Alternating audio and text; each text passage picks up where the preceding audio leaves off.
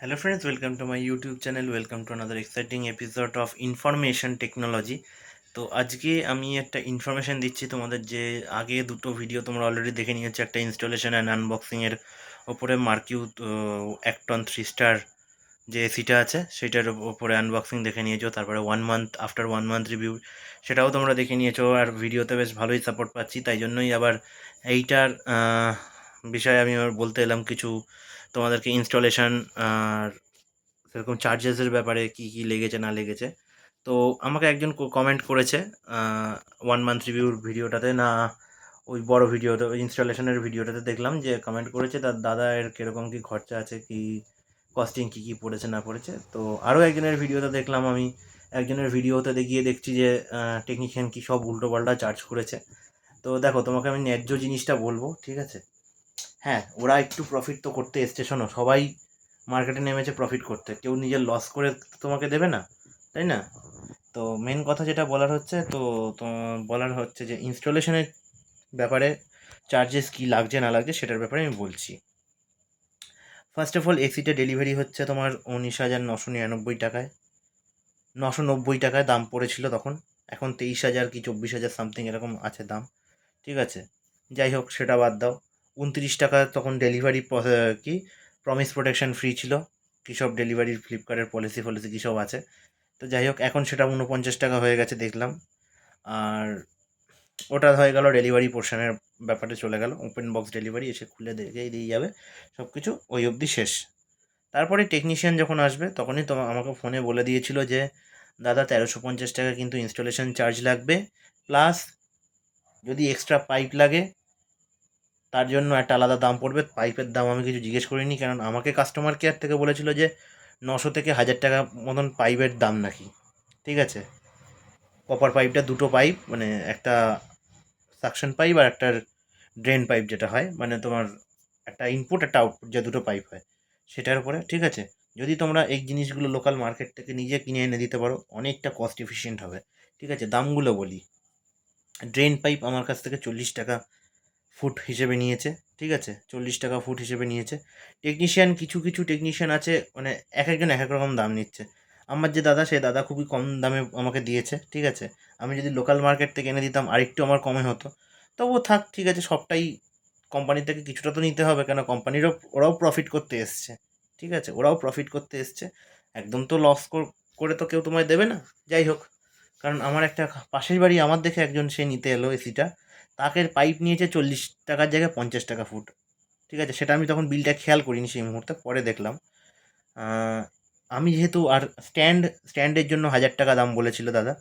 আমি বললাম স্ট্যান্ড আমি যেহেতু এনে দিয়েছি, সেই জন্য আমি কিনে এনে দিয়েছি স্ট্যান্ড, আমার 450 টাকা স্ট্যান্ড পড়েছে, ঠিক আছে? ওর থেকে কম কোয়ালিটিরও মাল আছে, ঠিক আছে? কোয়ালিটি কমের মানে কোয়ালিটি একটু কম হবে, কিন্তু দামটা আরও কমে যাবে, মোটামুটি 350 300 এরকম দাম হয়ে যাবে, ঠিক আছে? আমি বললাম নিজের বাড়ির জন্য লাগাচ্ছি যখন, ভালো মালটাই লাগাবো, 450 টাকা দিয়ে কিনলাম, ঠিক আছে?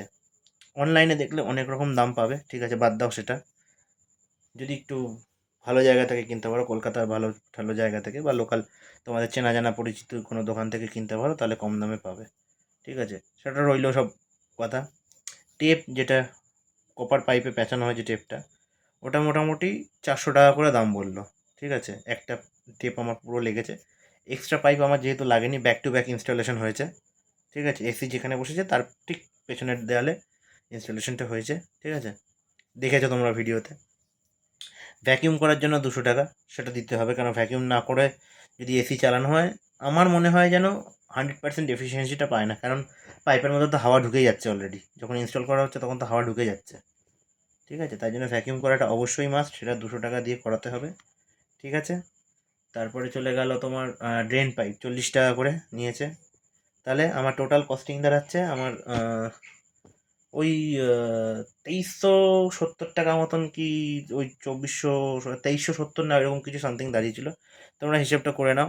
1350 টাকা বেসিক ইনস্টলেশন, আর 300 টাকা নিয়েছিল স্ট্যান্ডটা ফিটিংয়ের জন্য, যেহেতু আমি দাদাদের থেকে স্ট্যান্ড নিইনি, ঠিক আছে? স্ট্যান্ড নিলে 1000 টাকা, আর ওইদিকে সব স্ট্যান্ড ইনস্টলেশনের দামটা ধরা থাকছে, ঠিক আছে? ওইখানে 300 টাকা, 1350 টাকা প্লাস 300 টাকা স্ট্যান্ড ফিটিংয়ের জন্য, ভ্যাকিউমের জন্য 200 টাকা, 400 টাকা টেপের জন্য, ঠিক আছে? আর ড্রেন পাইপের নিয়েছিল তোমার 40 টাকা করে ফুট। আমি ওই 3 ফুটের থেকে একটু বেশি ছিল, দাদা বললো তুমি 40 টাকায় দাও। ঠিক আছে, 40 টাকা করে ফুট দাও, ওই 120 টাকার মতন নিয়েছিল পাইপের জন্য। ঠিক আছে, তো নো ডাউট দাদারা ঠিকঠাকই দাম নিয়েছে। এই দাদারা যা না, কোম্পানির থেকে নিতে গেলে একটু দাম তোমায় দিয়ে নিতেই হবে, পরিষ্কার কথা।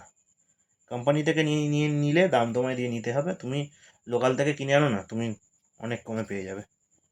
ঠিক আছে, যাই হোক, কোম্পানি এখানে সবাই যে যার মতন বিজনেস করতে এসছে, কেউ লস করে তো দেবে না। 5 টাকার মাল 10 টাকার তোমার কিনতেই হবে কোম্পানি থেকে নিতে গেলে। তুমি এত ব্র্যান্ড ওয়ারেন্টি দিয়ে জিনিসগুলো কিনছো। দেখো, আমার পরিষ্কার কথা, আমার বাজেট ছিল না অত টাকা। আমি কম বাজেটে খুঁজেছি, তাই অল্প বাজেট দাম দিয়ে আমি অল্পটা কিনেছি। তাই আমি যতটা কস্ট কাটিং করতে পেরেছি, আমি জন্য নিজে জিনিসগুলো কিনে এনে দিয়েছি। তোমাদের যদি সামর্থ্য না থাকে কেনার, ঠিক আছে, মানে সামর্থ্য না থাকে মানে কি, ধরো 19,000 টাকা দিয়ে এসি কিনলে, টুকটাক জিনিসগুলো তুমি কিনে কিনে দিতে পারছো। যদি কিনে দিতে পারো, তোমার একটু কস্টটা সেভিংস হবে। এবার অনেকে আছে যে মনে করে যে না, আমি দৌড়োদৌড়ি করবো না, দূর যা হবে কোম্পানির লোকেরাই করবে। তখন কিন্তু তোমাদের কস্টটা মেনে নিতে হবে, ওটা ওটা মেনে নিতে হবে। যে তুমি দৌড়বেও না, খাটবেও না, আবার ওদিকে তুমি টাকাও কম খরচ করবে, তাতে তো হবে না। দুদিক একসাথে তাল মিলিয়ে চালানো যাবে না। এই একদিক গেলে একদিক ছাড়তেই হবে, একদিক পেতে গেলে। ঠিক আছে, তো যাই হোক, এই হচ্ছে আমার কস্ট। ঠিক আছে, এই কস্ট পড়েছে। আর এসির ব্যাপারে, এসি এখনও পর্যন্ত, আজকের ডেট হচ্ছে তোমার 13 তারিখ, 13ই মে। মোটামুটি হয়ে গেল প্রায় 1 মাসের উপরে চলছে। 1 মাস, ওদিকে 8 তারিখে 1 মাস হয়েছে, আর এদিকে আরও 8 আর 5-এ 13 দিন। মানে মোটামুটি 35 দিন মতন চলছে।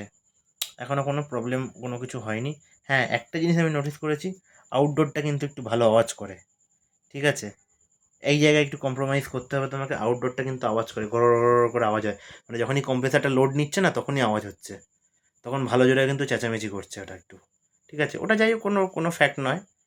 তো ঠিক আছে, ইটস ওকে। তো এই ছিল আজকের ভিডিওর বিষয়। তো চলো, টিল দেন, টাটা, বাই। আবার কোনো নতুন ভিডিওতে দেখা হবে। তো টিল দেন, টাটা।